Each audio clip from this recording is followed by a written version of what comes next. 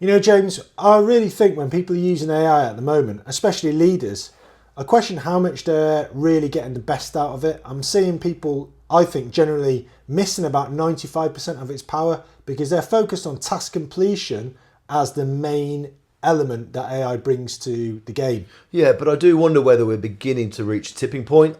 If we were thinking about people who are watching this video, I think some people are definitely in that stage. Yeah. But I also think there's lots of people who are becoming more intuitive, more creative with how they're using it. And for me, that's the word, creativity. I think that the beauty of using AI is to start to be exploring different ways of using it. I've had loads of examples where I can really see how it's helped not just make something quicker for me, but also really, really benefit and augment my own thinking. So I'm getting not a faster output, but a more enhanced output as well. Okay, yeah, I like that. I mean, I'm using it as a leadership coach. It's really good for me because a lot of the time I'm driven emotionally in some of my decision making when I'm under stress. So I've built it to be a coach for me, just to rationalise my thinking and hold up a mirror. That's pretty useful. What about you? Okay, let me explore that first. What does that actually look like in practice? Well, I've personalised it. So ChatGPT is personalised, and which we've got obviously got the mega prompt for. And then I direct it to be a reflective coach. And I've told it how I operate under pressure. I've told it about the worst of me under pressure and the best of me. And then I'll tell it about the situation.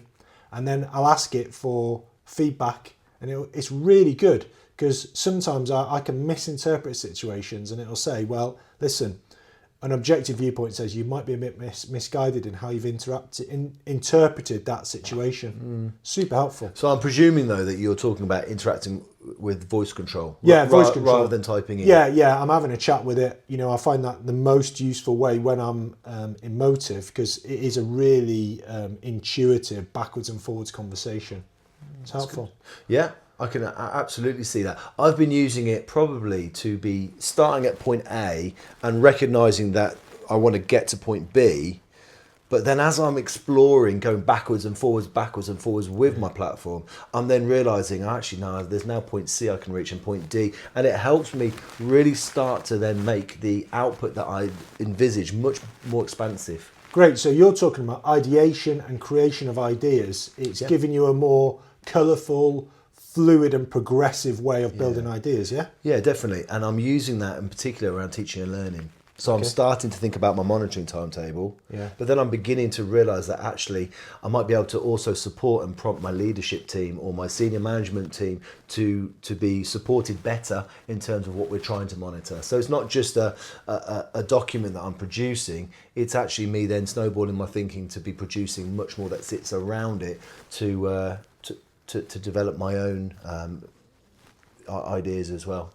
Okay, so really the takeaway we want people to have from this is, you know, don't be limited or blinkered on just thinking about task completion. There's loads of different ways, and the more you think outside of the box with it, the more you'll explore different ways to harness the power of AI in a way that empowers you as a leader. Really. Yeah, and the key to all of that is the going backwards and forwards.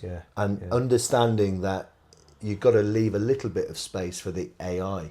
So sometimes I'll actually directly address it and say, what's your thinking?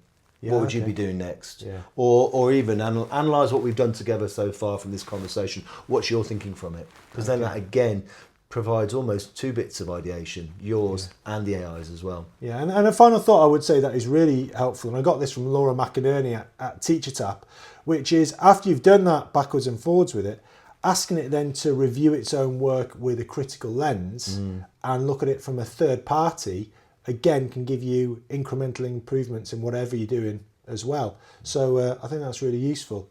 I've enjoyed chatting about this today, James. It's been a blast. It certainly has. It really has. Thanks for listening.